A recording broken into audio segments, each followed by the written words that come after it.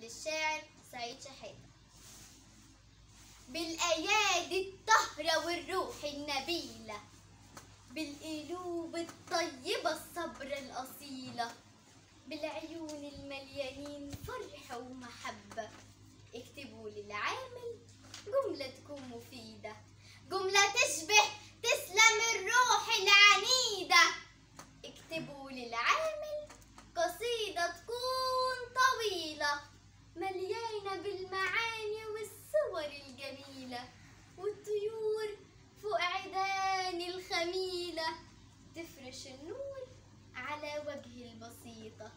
أي أرض بيشتغل علشان يصونها، أي قلعة بإيده بيشكل حصونها، أي وردة بيقطف الشوك من غصونها، أي دمعة تمر في عينيه بيداريها. ارسموا العمال على الحيطان هم أولى، اللي شايلين الوطن بإيدين عتاولة، اللي طالعين بأسعى يبنوا دولة، والعرق ينزل من جبين يطهر.